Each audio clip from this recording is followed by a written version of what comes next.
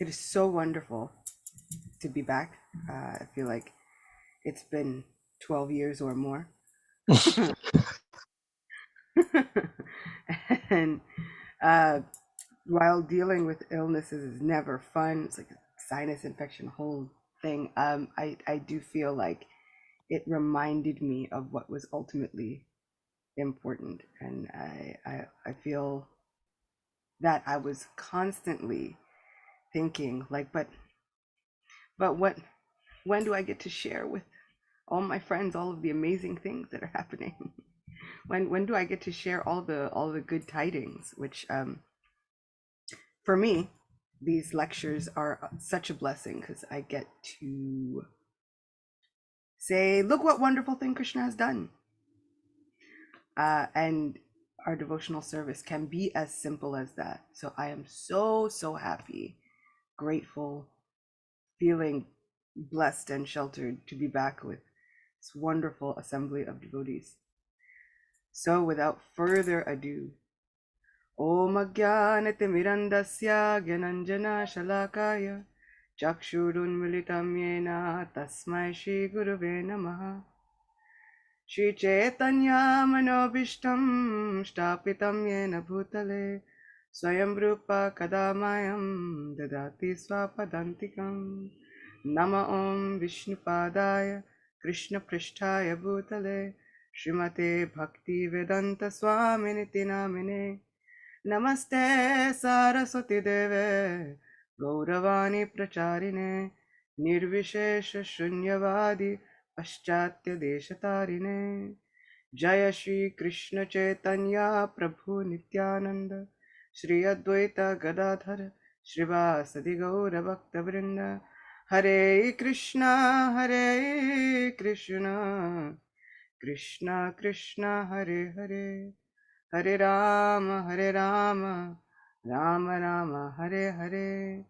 Vancha kalpatarubhyascha, kripa sindubhya evacha, patitanam pavanebhyo, Vaishnavebhyo namo namaha. So once again, it is so wonderful to be back with all of the illustrious assembly of devotees. There are so many different spiritual literatures that speak about innumerable devotees and they call them out by name, just as our dear Ananda this morning was calling out everyone by name. And sometimes you might think, what is the point? Why? Is it that important to say good morning to every single person? But in so many different scriptures, including Bhakti Ratnakar and in so many Rasikananda, Shatakam, so many different things, we hear that just reciting the names of the devotees of the Lord gives us untold benefits.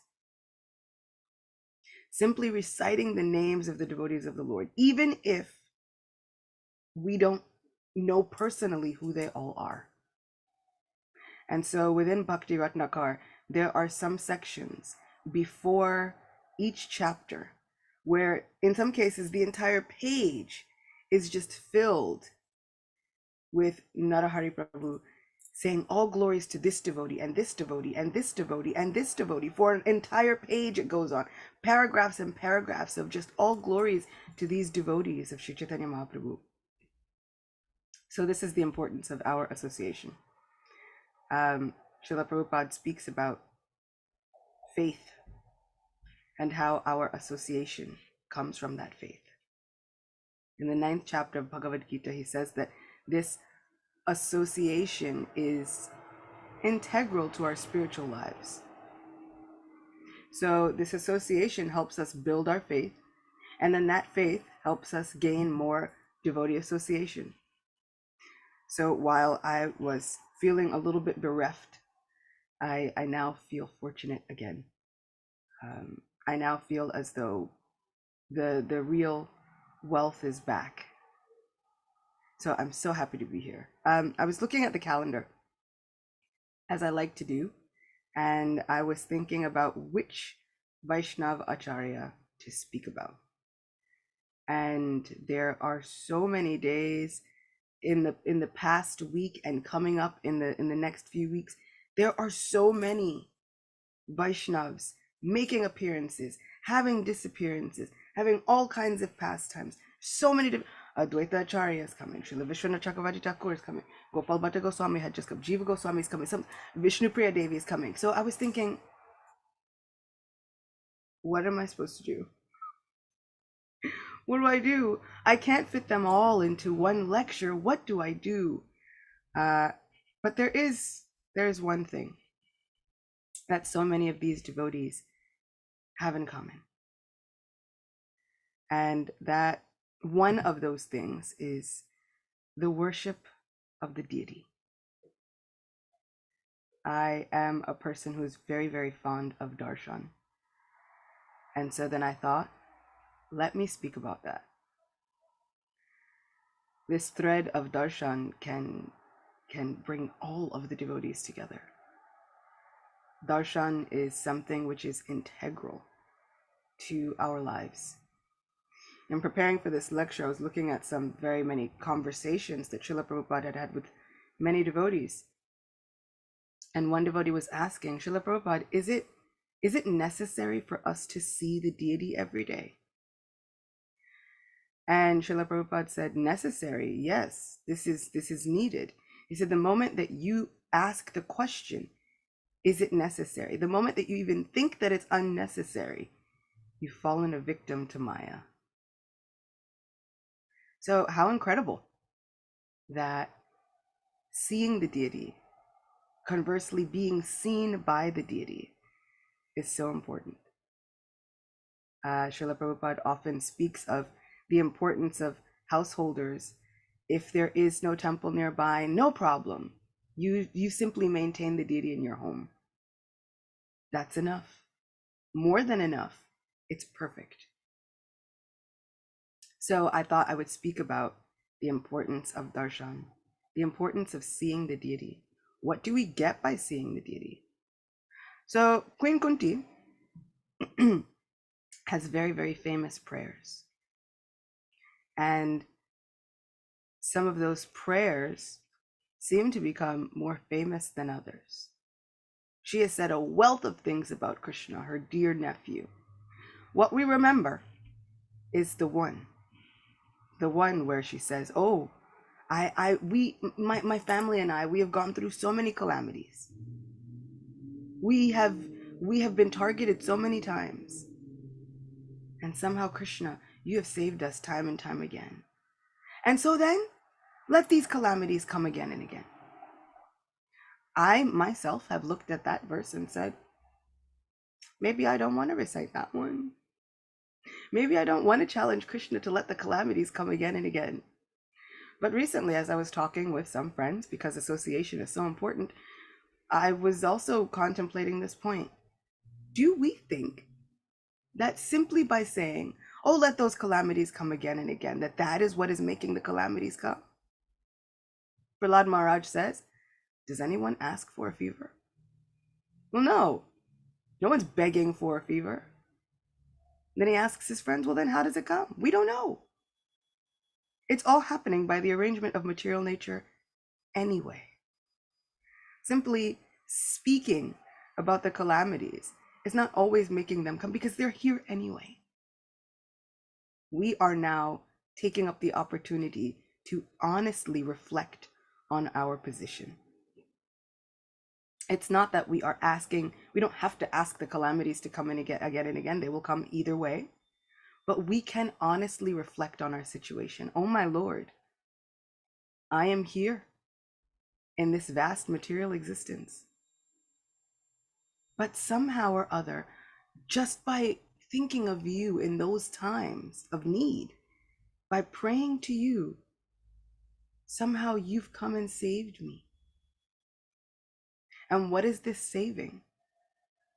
The actual saving, the actual gift is that we get to have the vision of Krishna again and again, face to face. Now, I also always would think, but this is Kunti, the aunt of Krishna. She can have Krishna's special vision face to face, but what about us? I'm not there yet. What do I do? How can I get to see Krishna face to face? Srila Prabhupada speaks about when we read Bhagavatam, when we dive into the pages of Bhagavad Gita, when we hear the pastimes of Krishna, somehow or other, if our hearts are ready, we will not see those as words on a page. We will not just hear them as words that someone is speaking to us, but we will see Krishna face to face. But what if we're not there yet either? What if I can't fix my mind on the pastimes of Krishna? Well, within the teachings of Queen Kunti, with these prayers that Queen Kunti has said, Srila Prabhupada has given us a very easy formula. Before speaking Srimad Bhagavatam, Shukadeva Goswami offers his obeisances to Krishna with this verse. He says, I offer my obeisances unto him, for simply hearing of him is Subhadra, auspicious. The entire Bhagavatam is glorification of Krishna, and this glorification by Shukadeva Goswami. He says that one can be perfectly purified if one either glorifies Krishna, meditates upon him, or simply sits before the deity of Krishna and sees him thinking, how nicely dressed is Krishna, how nicely dressed is Radharani. If one has no ability to chant, or if one's mind is so disturbed that one cannot fix it upon Krishna, one is giving this chance. Here is the deity, simply see him. If one is engaged in the service of the deity, there is a good chance of always seeing him 24 hours a day, while cleansing the floor of the temple, while dressing the deity, while bathing the deity, or while offering him food, one always sees him. This is the process of devotional service. But people are such fallen rascals that they do not even go to see the deity. They think, oh, what is this deity worship? It is idol worship. They may worship the statue of Gandhi or someone else, but when asked to come see the worship of the deity, they will say no. This is idol worship. Srila Prabhupada has made the process so easy. And not just Srila Prabhupada, but Krishna, our entire Guru Varga, our entire Parampara. Everyone is just trying to make it easy for us to somehow surrender to Krishna. Any way we can. Even if we can't fix our minds on Krishna, no problem. Even if we think, I don't even know who this Krishna is, how can I fix my mind on him? No problem. Fine. Krishna says, I will take my appearance as a deity. Are we taking the opportunity to grab hold of those rare moments when we get to see Krishna face to face?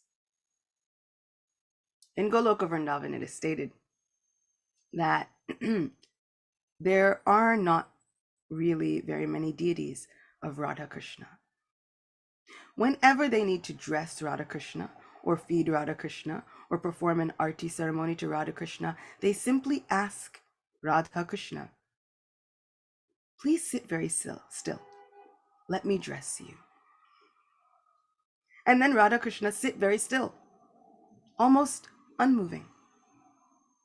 And then their friends and associates will sometimes chastise them if they move too much. They say, just sit very still. And so they say that Radha Krishna sit very still, almost like deities. And they are adorned and decorated by their friends. This is what we have.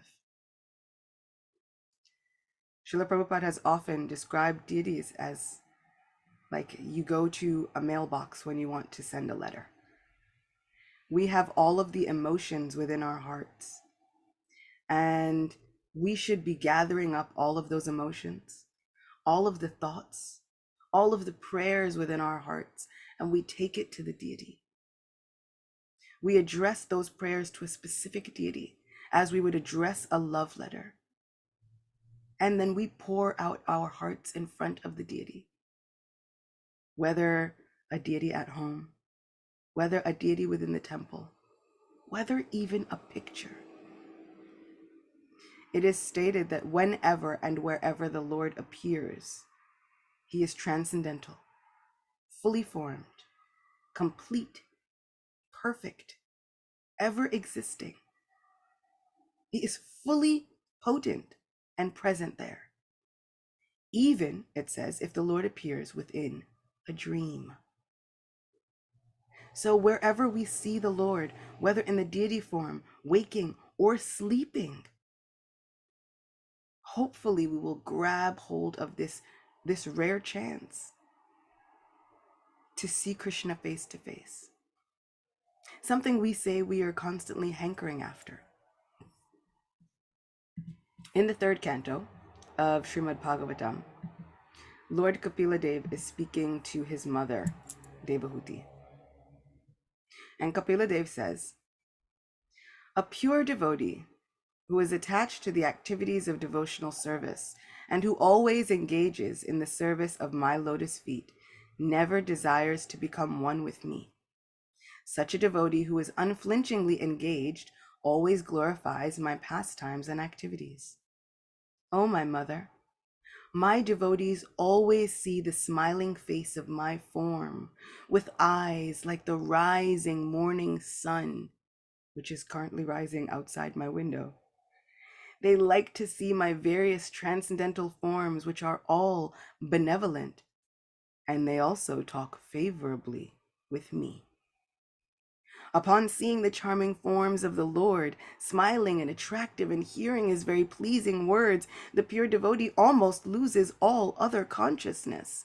His senses are freed from all other engagements, and he becomes absorbed in devotional service. Thus, in spite of his unwillingness, he attains liberation without separate endeavor." But this section, they like to see my various transcendental forms, which are all benevolent, and they also talk favorably with me. These transcendental forms include the form of the deity.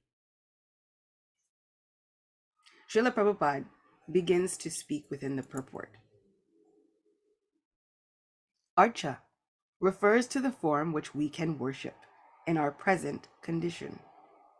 Actually, in our present state, it is not possible to see God in a spiritual form because our material eyes and senses cannot conceive of a spiritual form. We cannot even see the spiritual form of the individual soul. When a man dies, we cannot see how the spiritual form leaves the body. That is the defect of our material senses. In order to be seen by our material senses, the Supreme Personality of Godhead accepts a favorable form, which is called Archa Vigraha. This Archa Vigraha, sometimes called the Archa Incarnation, is not different from him. Just as the Supreme Personality of Godhead accepts various incarnation, he takes on forms made out of matter, clay, wood, metal, and jewels. There are many Shastric injunctions which give instructions for carving forms of the Lord. These forms are not material. If God is all-pervading, then he is also in the material elements. There is no doubt about it, but the atheists think otherwise. Although they preach that everything is God, when they go to the temple and see the form of the Lord, they deny that he is God. According to their own theory, everything is God. Then why is the deity not God? The devotee's vision, however, is different. Their vision is smeared with love of God. As soon as they see the Lord in his different forms, the devotees become saturated with love, for they do not find any difference between the Lord and his form in the temple, as do the atheists. The smiling face of the deity in the temple is beheld by the devotees as transcendental and spiritual, and the decoration of the body of the Lord is very much appreciated by the devotees. It is the duty of the spiritual master to teach how to decorate the deity in the temple, how to cleanse the temple, and how to worship the deity. Deities are benevolent. Srila Prabhupada continues. The devotees express their minds before the deity. And in many cases, in many instances, the deity also gives answers. But one must be a very elevated devotee in order to be able to speak with the Supreme Lord. Sometimes the Lord informs the devotee through dreams. These exchanges of feelings between the deity and the devotee are not understandable by atheists, but actually the devotee enjoys them. Kapila Muni is explaining how the devotees see the decorated body and face of the deity and how they speak with him in devotional service. So not only do we get the chance to see Krishna face to face, but we have the opportunity to speak with Krishna. Famously, Srila Prabhupada has said, Krishna has come just to speak with you. Now we must make ourselves ready to hear him. He's descended in his Archamurti form just to have conversation with us. It's us that have to make ourselves available. We have to turn our transmitters so that we can get the right frequency and the right signal to be able to converse with Krishna. And sometimes I think, really? Really, really? My dear nephew, one of them, is 8. And when you tell him something fantastic or something unbelievable, the first thing he does is he turns to you and he says, real? Like, really? But he just says, real? And then you say, yes, real. And so sometimes when I hear of these things, Krishna has descended just to speak with me. I want to turn to our whole Guru Varga and ask, real? But it is real. It is absolutely real. If we could have faith like Prahlad Maharaj, where if anyone were to ask us, really, is Krishna in this form? Yes, he is, I promise. We should be so excited. Even more excited than that. We have such a rare opportunity. We are constantly begging Krishna, give me your association. Please just come see me. Oh, Krishna, please just fulfill this heart's desire of mine. When will I get to see you? Oh, my Krishna, when will I get to know you? Oh, my Krishna, when will I get to engage in your devotional service? And then Krishna descends in an Archamurti form. This is an incarnation. It is not simply matter. Within the pages of the Brihad Bhagavatamrita, we hear about a king of a southern province. This king was so fond of making so many festivals in his kingdom. He would feed so many of the citizens. He would make festivals nearly every day.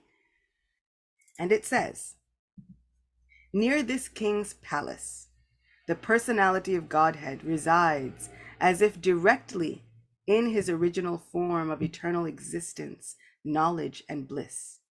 He has kindly assumed a non-moving appearance. Commentary. The Lord's incarnation as the deity in a temple is stationary, at least to ordinary eyes.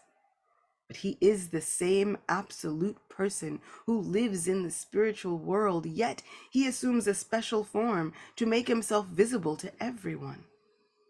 The Lord's pastime incarnations, who move about displaying adventures with their devotees, are rarely seen in this cosmic manifestation, but the Vishnu deity in this king's capital was so potent and so attractive that the citizens almost forgot he was a non-moving deity.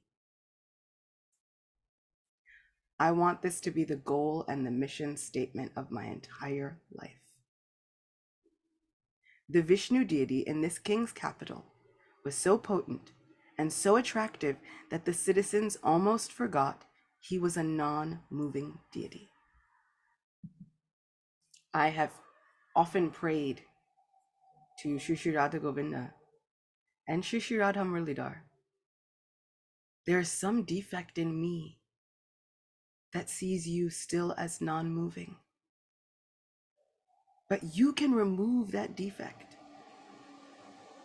You know, people have something called cataracts, and it causes a cloudiness of the eyes. People are unable to see clearly, but those cataracts can actually be removed.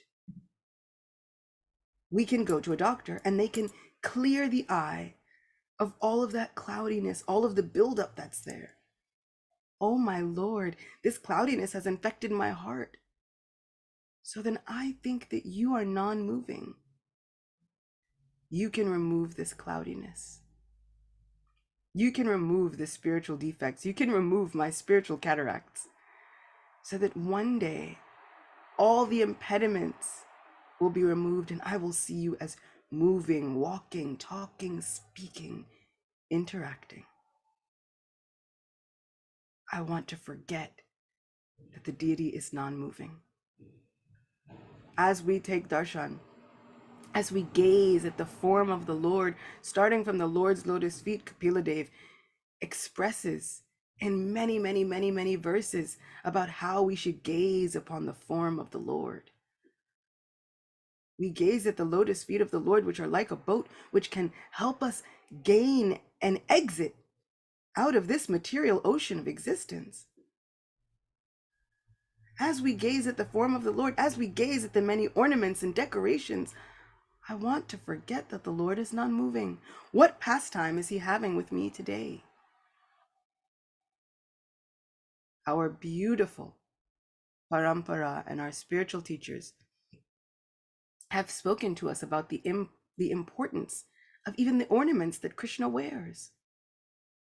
A pearl necklace that reminds the Lord that his devotees rest upon him. They take shelter of him. Each of those pearls is indicative of a devotee that has taken shelter of the Lord. And so the Lord always wears a pearl necklace. Our parampara has said that the Lord wears a Vaijayanti garland made of 5 flowers. Those 5 flowers do not even bloom in the same season, but they do for Krishna. But those 5 flowers, those combination of flowers, represent the 5 rasas, the 5 relationships that any devotee can have with Krishna. Krishna's garland is made up of the relationships that we have with him. Everything has some meaning with Krishna's darshan. It is said, sometimes Krishna and Balaram would adorn themselves with ropes. Those ropes are very, very special. Many people say those ropes are for tying cows. They are cowherds after all. But those ropes actually send a special message to their devotees and to all of the residents of Vrindavan. Krishna and Balaram, when they have those ropes on their hips, they are looking for some devotee's heart to tie up. And when they say that those ropes are sometimes tied within their turbans, it is said that that indicates that Krishna and Balaram have found a soul that they have tied to them with their loving affection. So even looking at Krishna and sometimes seeing, my Krishna has a rope. Now what message is he sending us? Is he looking for love or has he found it? And if he's found it, what fortunate devotee has he tied up today? Krishna is bound to his devotees with love. And simply by looking at the darshan of the deity, we can understand that. Are we seeing it? Or are we just thinking, oh, okay, I have to go to darshan and I have to go see the deity because my temple president told me to, or my bhakti leader told me to, or my ashram leader said that if I don't get up for Mangala-arati, I have to go and stay somewhere else. So now here I am. Or are we understanding what is Mangala-arati? Mangala-arati is something so rare and special that very, very few people get this vision. Mangala-arati is Krishna waking up before his mother wakes him up. He wakes up in the company of the gopis. And then they quickly tell him, it's time for you to go home. Go home now. Go home. And so then he goes home and pretends to be asleep until his mother wakes him up. And when his mother wakes him up, we call that greeting of the deities. But this Mangala-arati is very favorable for all of us. It is said that Mangala-arati is such a favorable time. You can ask Krishna for anything, and he is so eager to grant it at that time. Many people would say it's because he wakes up and is immediately offered all of his sweets, but we know that he is in such a good mood because he is still woken up with his dear beloved gopis. Imagine we get to witness that arti. Even the cowherd boyfriends of Krishna don't get to see that. Only a few of them, known as Priya Narmasakas, get to witness that. But we, every day, we have this opportunity. This is the glory of darshan. Gora Arti is something that is rarely seen. There were demigods clamoring to just get this darshan. King Indradumna searched far and wide throughout the entire world just because he wanted to have darshan of a deity of Krishna. He didn't want to see Krishna in meditation. He didn't want to see Krishna in his heart. He wanted to see the form of the deity. And so he searched far and wide for the deity of Nilamadhava. We have deities. We have them. Krishna is non-different. I promise. All we have to do is somehow or other remove the cloudiness. Krishna, remove those impediments from our hearts so that we forget that you are a non-moving incarnation. We are yearning to see you. And Krishna says, here I am, no problem. Let us never, ever, ever forget. I was reading within Bhakti Ratnakar because I was trying to pinpoint which devotee I could speak about. Somehow Krishna says, speak about all of them, no problem. And within Bhakti Ratnakar, it was speaking about the appearance of Sri Radharaman, the beloved deity of Gopal Bhatta Goswami. And in there was one line that said, not everyone gets darshan of Radharaman. Only the most fortunate people in the universe get darshan of Radharaman. This deity, which is the combined form of Sri Govinda Dev, Sri Gopinath, and Sri Madan Mohan. This was written 500 years ago. And even then, they would say only the most fortunate people in the universe could have darshan of Sri Radharaman. And even till today, he's giving his darshan freely. If the Lord has pulled you to see whichever deity is close to your heart, please know that this is not an accident. Please know that this is not coincidence.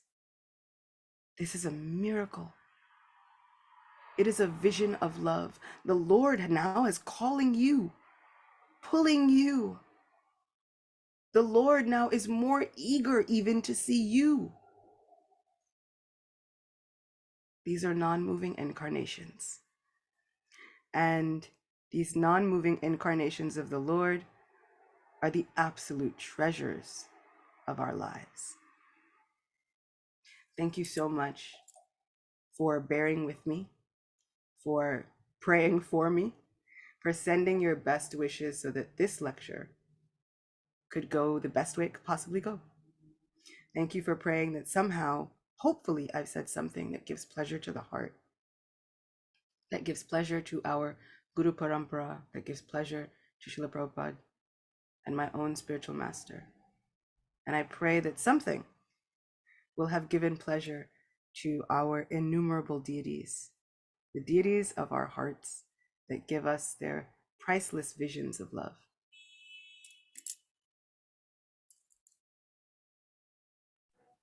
Thank you, Acyuta Gopi. Great class. Very inspiring. I see the devotees are putting in chat their appreciations. I see Bhima Prabhu and Adipusha Prabhu beaming happiness.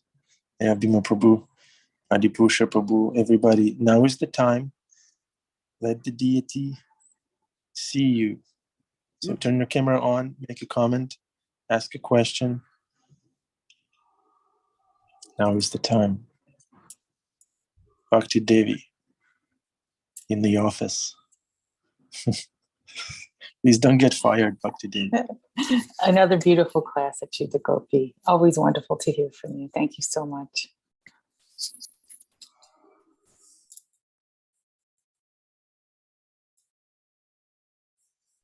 This service Prabhupada gave us of the deity work is very intense. It's almost like open heart surgery because you really want to do it nicely. And you just have a certain amount of time. Cleanliness and punctuality are important in deity worship. There's a devotee here dressing all the deities on Radha Muralida's altar this morning by herself. You know, Lord Nrsingadev, Little Radha and Krishna, Lord Chaitanya, and Radha Muralidhar. And I see her running back and forth from the Pijar room to the altar. It's so intense, you know, with a full heart, you know. And at one point, I had the service on Radha Muralidhar's altar 7 days a week for 5 years. And it was never dull, you know. And it's really, Krishna pulls on the heartstrings, you know. He just, it is twisting your heart to make you cry out, you know, that you, please, I can't do this without your grace. And I hope I can please you. And I hope we get the deity's curtain open on time. Just a miracle that the curtains open every day on time. And if you're not doing the deity worship, you don't have that, the experience of how intense that can be, you know. And Krishna reciprocates. So many nice stories in the literature about Shakshi Gopal who came as a witness, and you know the deity that stole the sweet rice, Right. hid it. Yeah, Kishore. What is it? What's his name? Gopinath. Spiritual Gopinath, right? And one day I came into the Radha Muralidhar's temple room. There used to be Jagannath deities that we took care of here. And I don't know if anyone knows Evangel, this little Chinese girl that's been with us, helping with prasad distribution for the last 24 years. But at one point she was taking care of Lord Jagannath. And I came into the temple room and you can't see who's behind the curtain. I didn't know if there were several devotees there or whatever, but I heard Evangel speaking and she said, "You guys better not give me a hard time today. I don't have much time." She's talking and chastising Lord Jagannath, you know. And I looked in there. I didn't know she was talking to Lord Jagannath and Lord Balaram. But Krishna will pull that out of you, that this is a relationship, that I'm really, like you say, real. I'm really here. Somebody has a question there in the chat. Let's pick that up. Well, glories to Srila Prabhupada. He's given us this calling out. And just one more thing about Queen Kunti. When she says, let the calamities come again and again, she's not a masochist. He's saying, if that's what it takes for me to have that full focus and intense desire to see you, if that's what it takes, then send calamities, you know. Hopefully we don't have to have, you know, a disaster or a crisis to be crying out to Krishna sincerely. Yeah. Okay, what's in the chat there? Let's see who, I'm sure other devotees have something to say. Where's the Prabhupada? Saradiya Rasa, followed by Bruce Prabhu. Can she unmute? Oh, okay. It's in the chat. I always have a question. You mentioned that a devotee can have a relationship with Krishna in any rasa. Saradiya Rasa is asking about rasa. So is our eternal form predetermined, or do we create it through our desire as we continuously serve with more sincerity? We see that Vishnu Tattva personalities take on different forms or pastimes to experience different rasas with Krishna. Do we, little baby Jiva Tattvas, have this possibility? Saradiya Rasa is asking. Good question. isn't it? I like to remember that Srila Prabhupada often used the word reclaim, reestablish. Um, there is nothing new about this process. This is a process of remembering who we were. So the problem is we are in these limited bodies with our limited visions, with our limited perceptions, thinking this is all there is. I started here, I'm done here, this is all there is. But these bodies, Srila Prabhupada so many times, they say the jiva is reawakened, even at the time of dissolution. Right? We always say, oh, all of the jivas, they expand from you, O Krishna, they come out from you, and then they enter back into you when you inhale. All of these things, all the exhales and the inhales, and everything is disillusioned. And then he glances over and then reawakens everyone. So we already have our positions. We already have our identities. Now, the wonderful thing, and one thing I was also telling my nephew recently, because we were asking them, who would you like to serve eternally?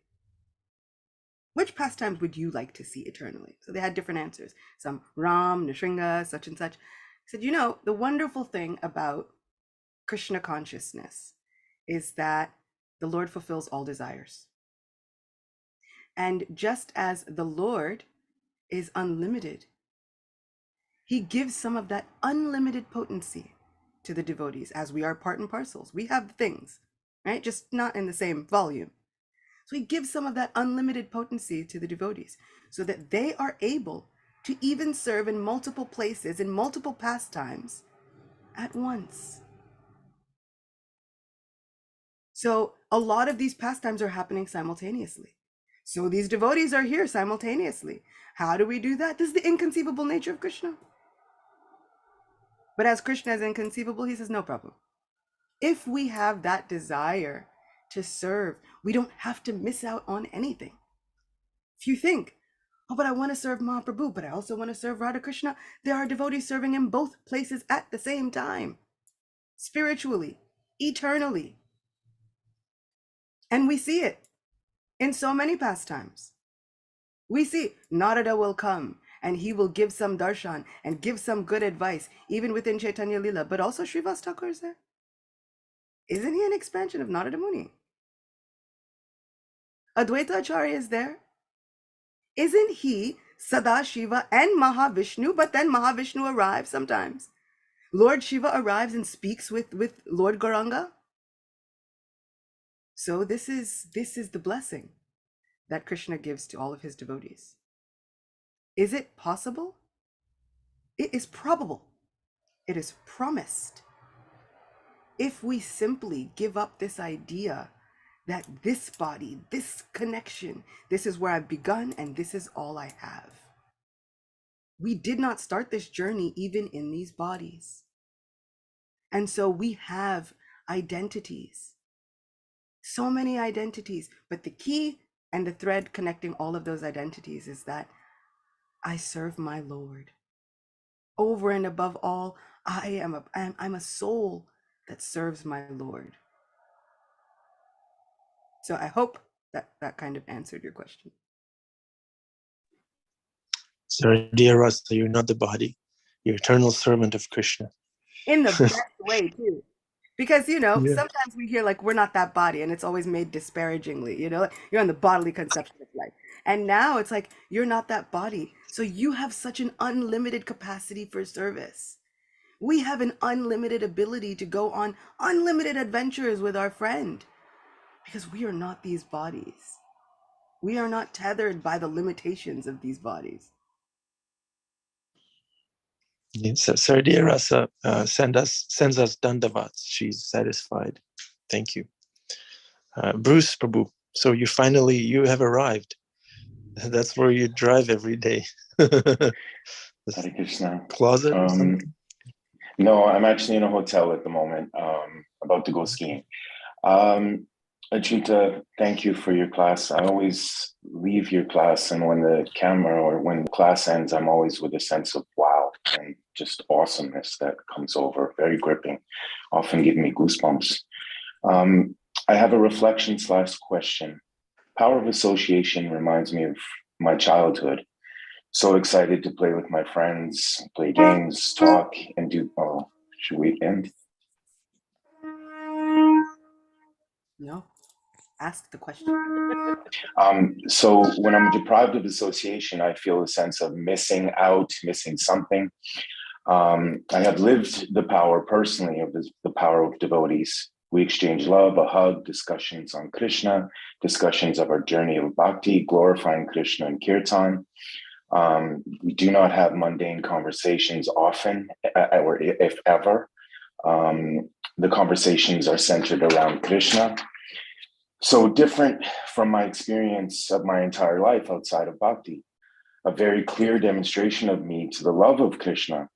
I asked myself, without devotees, I could not walk this difficult path of devotion, handle the gifts, handle the cleansing, and try and stay as level as possible.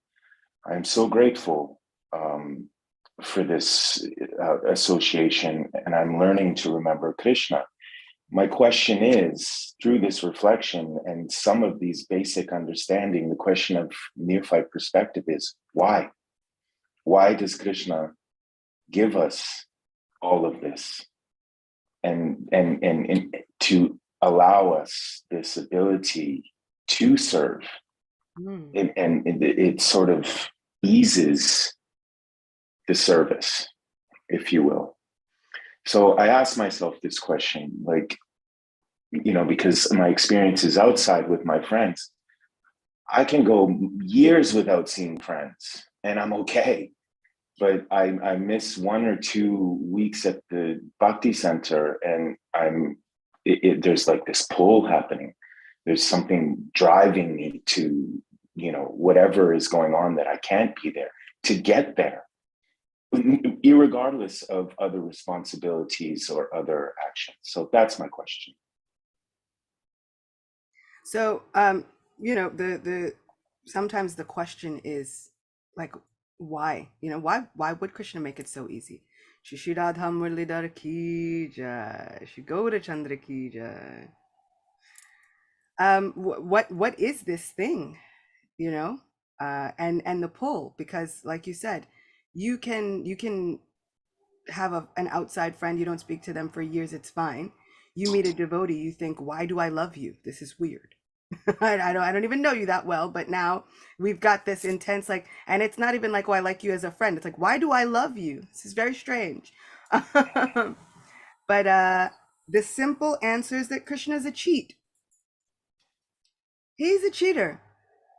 We come to this material world and we think, Krishna, I don't want to know you. I want to go and do things on my own and be the big boss. And I also don't want you to talk to me about it. Like, you stay on your side, I'll stay on my side. You let me run things how I'm going to run things. I'll let you run your thing how you run, your little material and spiritual and all of the worlds. I'll let you run things how you run them, and you let me try and be the boss. And so Krishna, though, is so much more eager to have us back than we are even to be back, that he's a cheat. How does he cheat? When we say we don't want to talk to him personally, when we say, look, I just want you to leave me alone, he says, okay, no problem, I'll leave you alone. And then he sends a devotee. Go, reclaim that person, because they're not going to be happy. He's watched us be unhappy for lifetimes. So sometimes we think, I've been unhappy for lifetimes. I'm unhappy right now. Krishna, why aren't you doing something? And so it's a catch-22 for him, He's in trouble if he does something. He's in trouble if he doesn't do something. It's like, why aren't you doing something? Well, he is doing something. Then he sends devotees. Here, go love this person. And you won't even know why, but they'll yank you closer to me. And by hook or by crook, he is so crooked that he will find a way insidiously to creep into your life. I've known people who have gotten so frustrated with Krishna consciousness, they say, I just want to leave. There's so many arguments, there's so many different things. This material world would be easier to navigate without me having to follow all these rules, so I'll leave.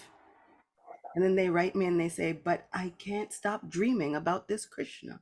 Or I'll be in a dream and there's a kirtan. Or I'm walking and then there's a kirtan. Or someone randomly will say some Hare Krishna something. Why won't he leave me alone? Because he won't. He is that person. We say, I want you to leave me alone. He says, okay. And then he cheats. And Because he has a lasso. He has a lasso. So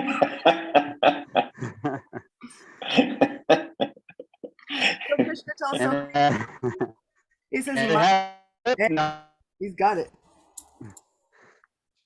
What was that, Bhima Prabhu? And it gets smaller and smaller, the slip knot, and it goes around your head like this. And when you're stubborn,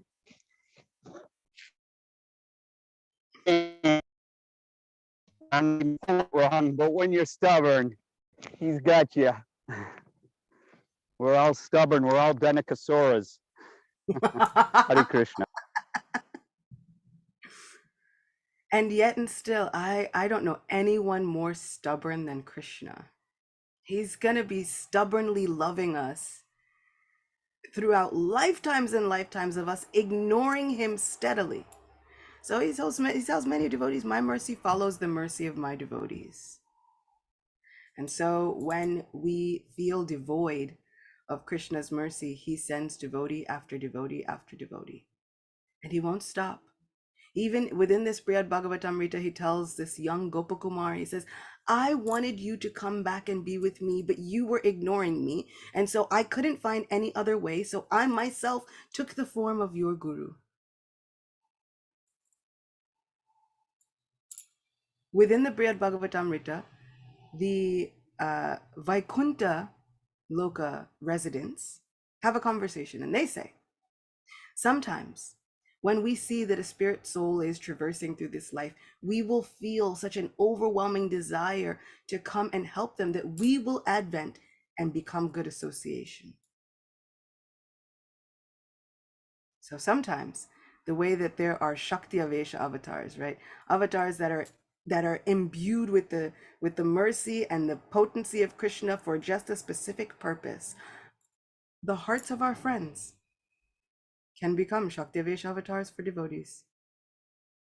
So maybe, because sometimes you think, this person got me involved in Krishna consciousness and now they're not even involved. Right? They no longer even want to be involved in Krishna consciousness. How did this happen? Because Krishna cannot be away from us. I mean, he could do anything he wants, but he's decided, I won't do that. Krishna can do anything he wants, and he's decided that the thing that he wants to do is to not let us go. So this is why devotee association, because the devotees are even more merciful. Krishna says, what to speak of my devotees? Even the devotees of my devotees are so incredibly dear to me. This is my devotees aside. Even the people who are just devotees of my devotees, no problem. This is our Krishna. He is making it easy every moment because he's a cheater. So every day I want to find out, like, how's Krishna cheating for me today? I like somebody who's going to love me so much that they're willing to break all of the rules. And then when we think, oh, you can't possibly break the rules anymore. He says, fine, I will rework the entire universe. Have an Ekadashi. He will flip the rules of the entire universe and give us holy days like Ekadashi, give us deity forms, give us all of himself. So he's cheating. Thank you. Wow. Oh, for real, wow. Beautiful question. That's a wow question and a wow answer. Yeah, we can't handle walking without Krishna. We can't handle skiing without Krishna. Bhakti Devi can't even work in the office without Krishna. And Bhima Prabhu, yeah, if we try to ski away from Krishna, Krishna will send Bhima Prabhu with a lasso, Oh, Bhima and he'll Prabhu, drag you back. he's following Bhaktisiddhanta Saraswati Thakur and broomsticking. He's like beating his mind with a broomstick Yeah. early in the morning. I want to commend you on this wonderful feat. Yeah, yeah, yeah. Thank you very much, Acyuta Gopi. Ki Jai, Srimad Bhagavatam Ki Jai, Gadashi Ki Jai. Thank you very much, dear devotees, for your association, for your commitment to this class. It's very inspiring and very nourishing. Thank you so much for being who you are, for your smiles, for your faith. Thank you very much. Hare Krishna.